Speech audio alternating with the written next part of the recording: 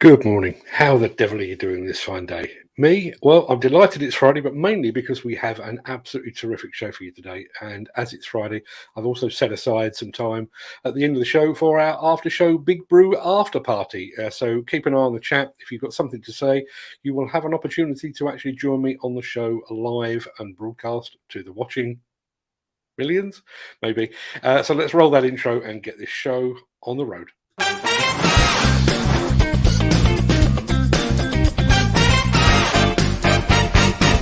Welcome to the Breakfast Show. I'm your host, Mark Anthony.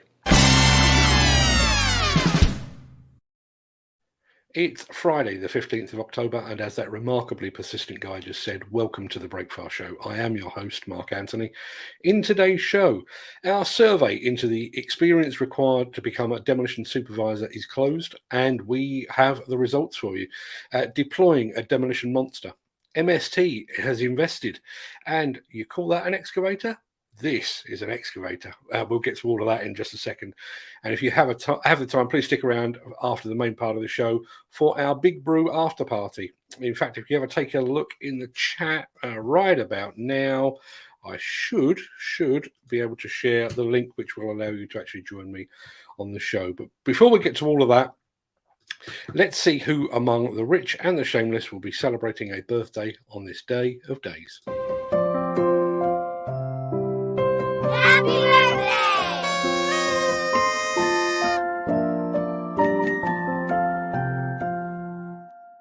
And its many happy returns to philosopher Friedrich Nietzsche, a man whose name is dropped into conversation primarily by people looking to appear intelligent. It's also happy birthday to authors P.G. Wodehouse and Ed McBain, to artist and TV presenter Tony Hart, and to actor Dominic West. Happy birthday also to French footballers Didier Deschamps and David Trezeguet, and also to a former Arsenal player who really felt the need to run, Mesut Ozil. Many happy returns to them, one and all.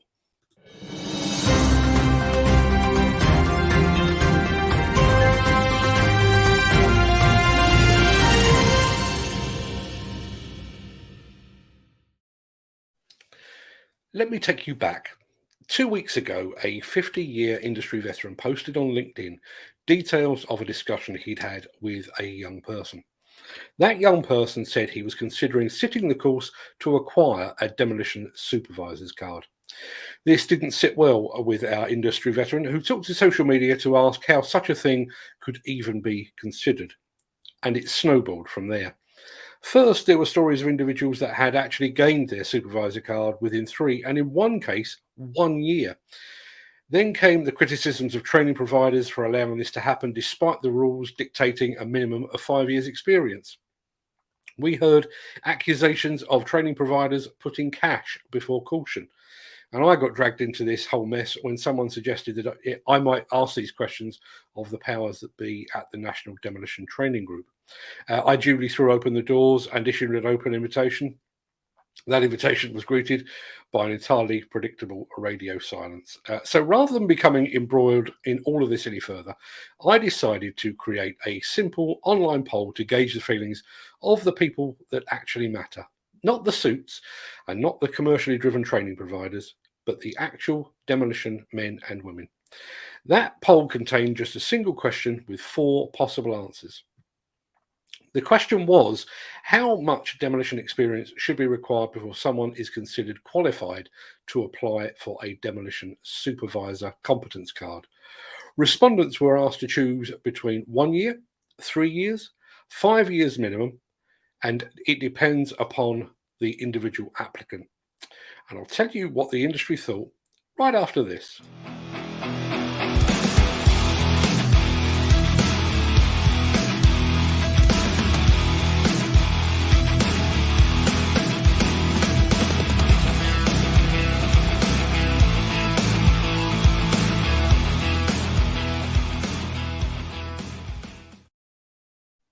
So I've been monitoring the responses throughout the past 2 weeks.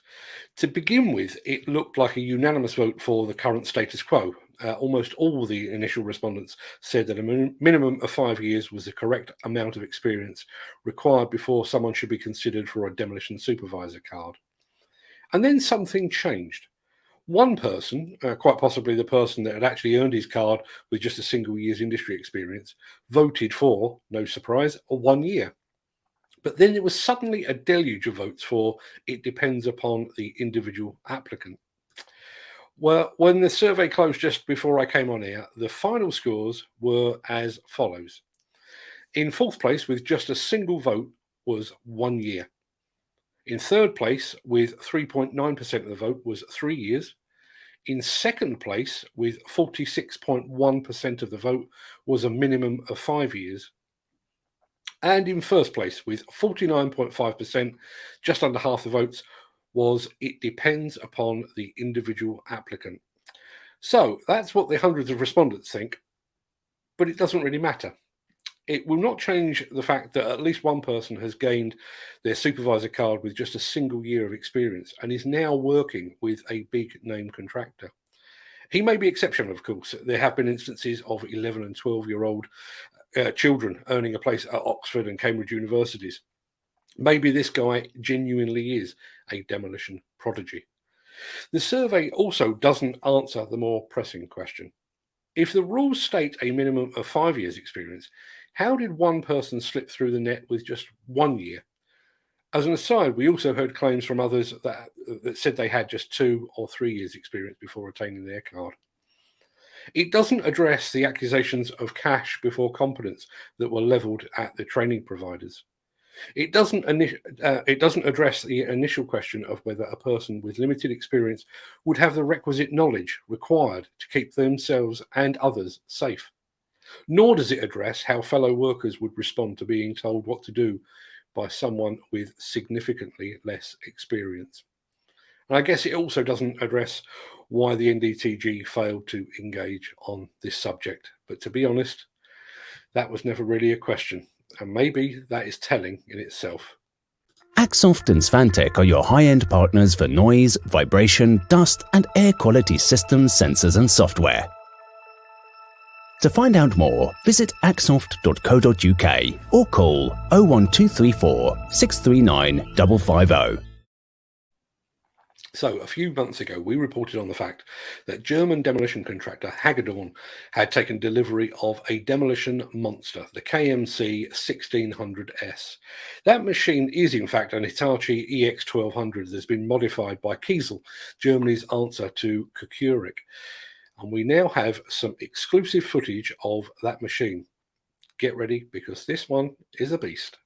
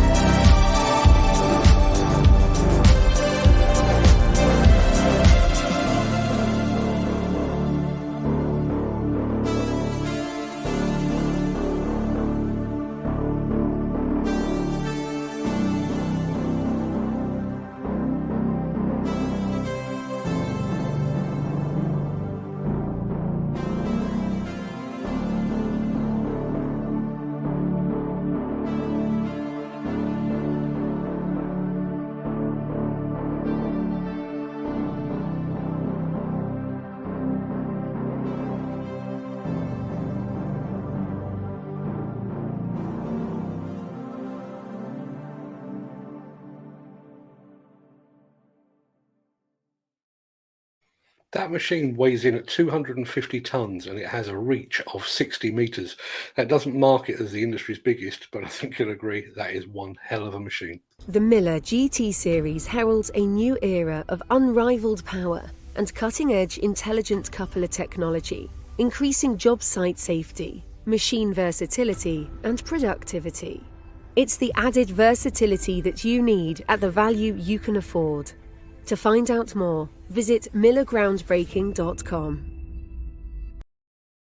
It's almost time to see who's investing, but let's start instead with who's buying.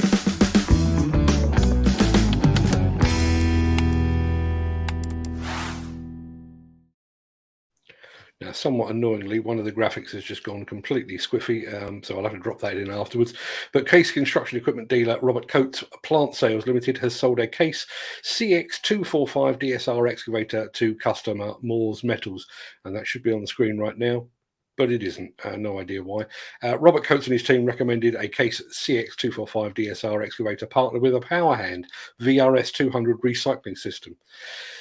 This unique combination enables the operator to precisely dismantle vehicles, saving time on separating valuable recoverable materials found in modern vehicles rather than crushing them without being able to recycle any of the parts. So a good environmental move there. Congratulations to Moores Metals on their new purchase, and to both Robert Coates and Case for securing the order.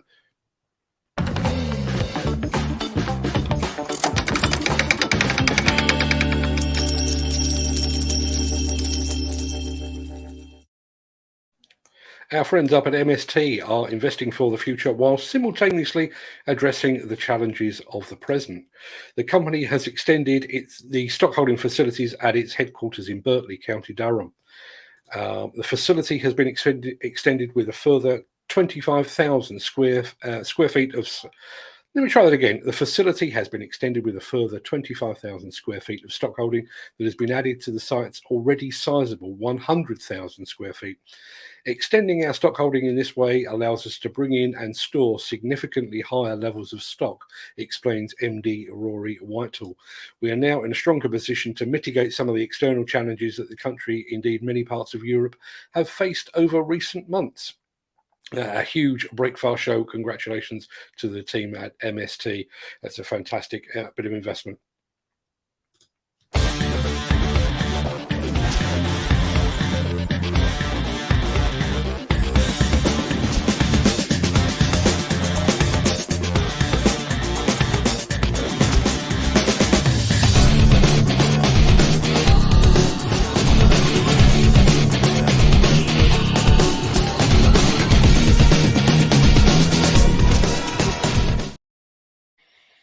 Okay, we've already seen one huge excavator today, and we're going to end the main part of the show with one that is even bigger, much, much bigger. I'm about to show you the largest Chinese-built mining excavator in the world, the XC7000 from our friends at XCMG. This machine weighs in at 672 tons and has a bucket capacity of 34 cubic meters, none of which really does it justice. So check this out.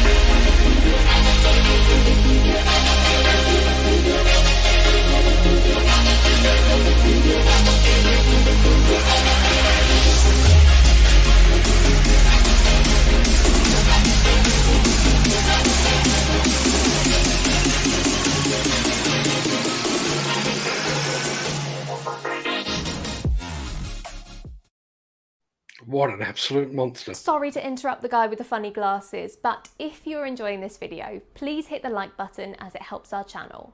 Or, better still, share this video with a friend or a colleague. Thank you. Right, back to Beardy.